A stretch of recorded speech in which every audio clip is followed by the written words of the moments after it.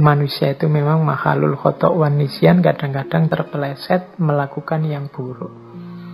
Tapi yang lebih buruk dari itu apa? Menganggap orang lain buruk. Padahal keburukan yang sama ada dalam dirinya sendiri.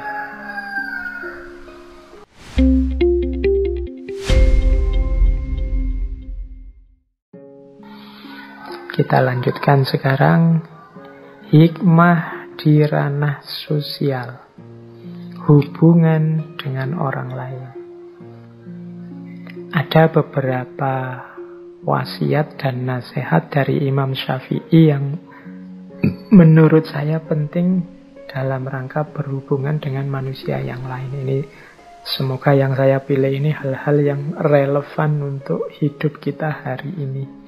Ini kan hari-hari ini kita mulai agak panas, agak sering tabrakan, konflik pikiran, apalagi di medsos itu kencengnya luar biasa. Semoga tidak merantak, semoga tidak meluas ke ranah real. Biarlah dunia maya saja yang rame, dunia nyata kita dunia yang damai, yang rahmatan lil alamin.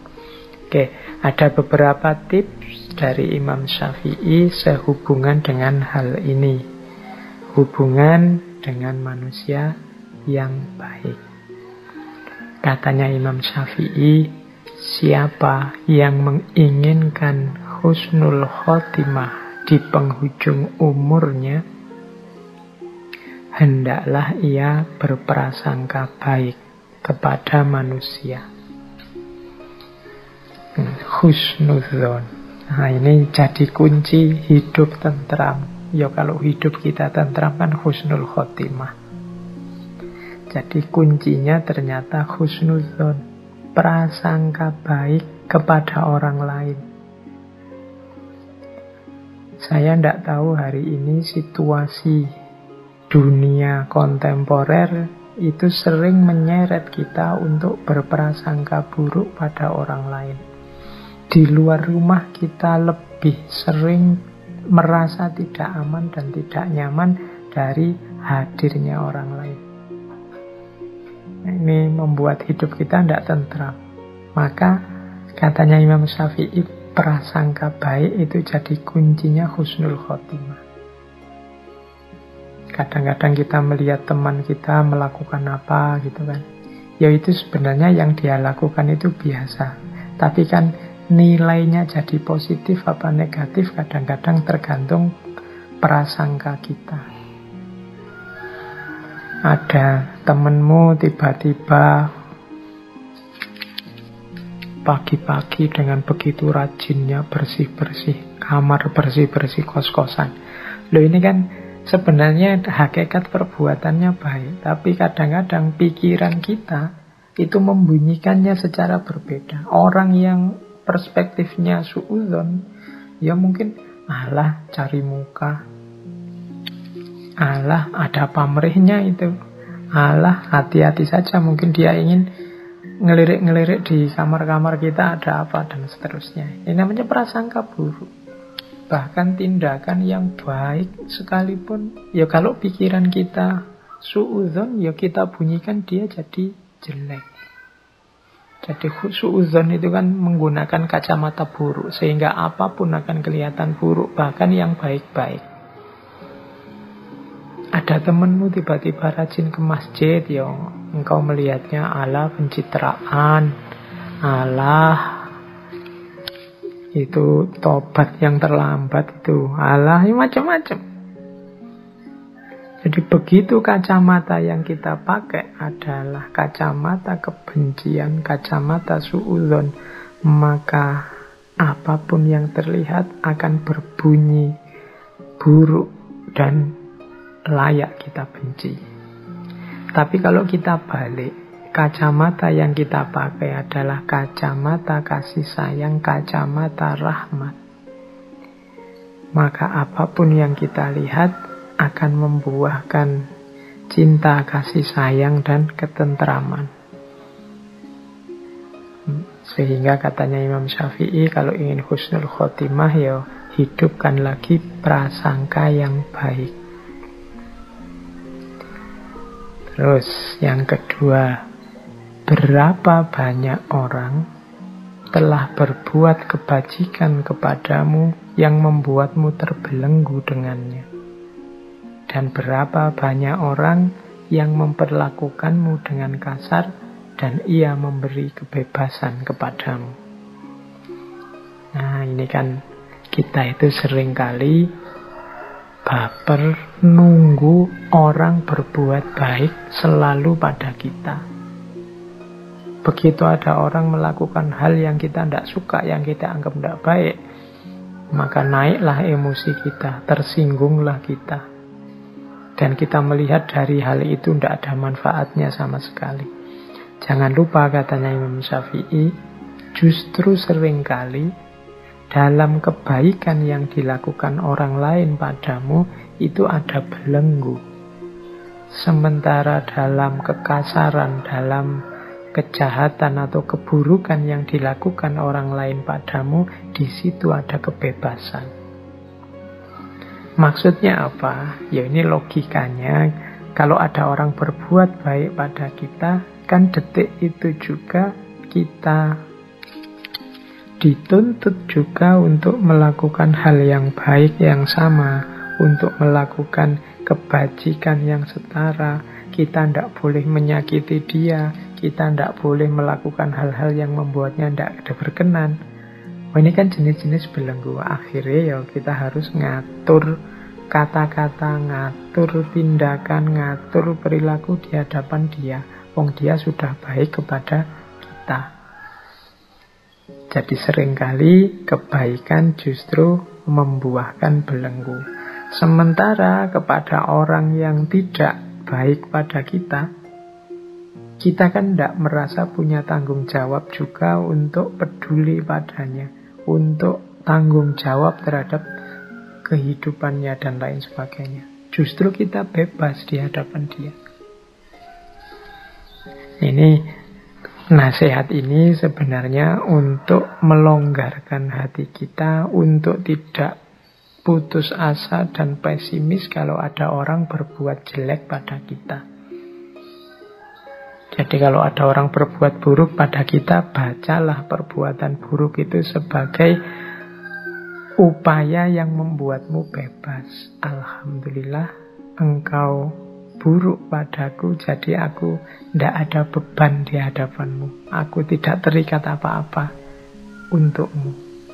Nah ini kita malah bebas. Dari sisi ini ya tidak harus terlalu sedih, terlalu galau kalau ada orang yang melakukan sesuatu yang membuat teman-teman tidak berkenan. Jadi ini wasiat selanjutnya yang berhubungan dengan relasi sosial. Ya manusia itu memang macam-macam. Tidak mungkin kita mengharapkan semua orang melakukan sesuatu persis seperti keinginan kita. Akan ada dan bahkan mungkin akan banyak orang ya menjalani hidup versi mereka sendiri-sendiri yang tidak selalu cocok dengan kita. Akan selalu ada orang yang tidak suka dengan kita, orang yang ingin menyulitkan kita, orang yang melakukan hal buruk pada kita. Yes, itulah cirinya kehidupan dunia.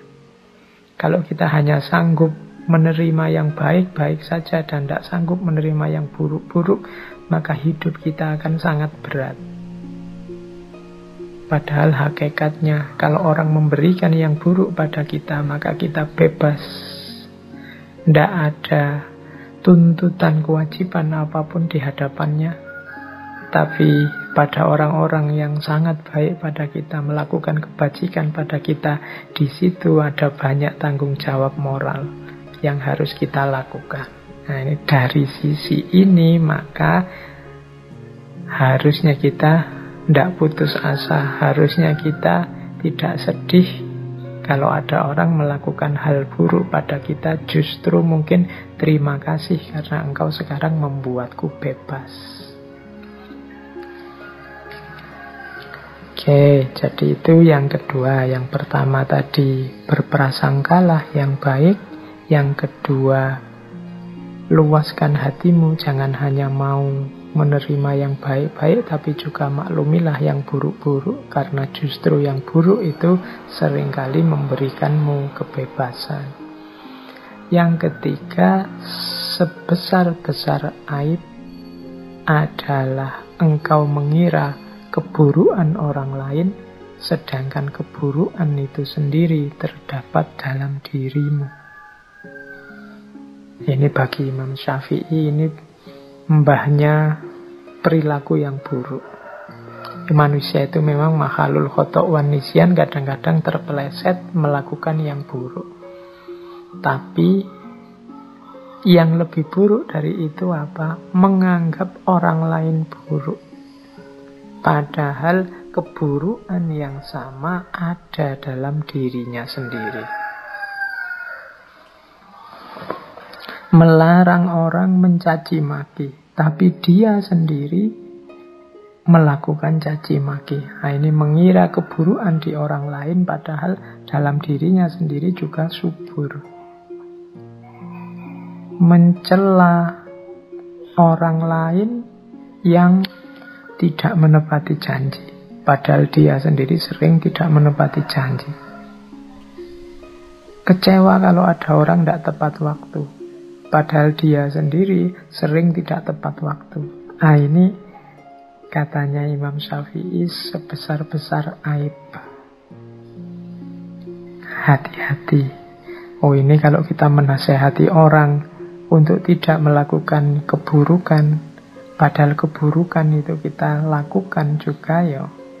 Selain nasihat kita tidak akan masuk pada orang itu, kita sebenarnya juga sedang menghinakan diri kita sendiri.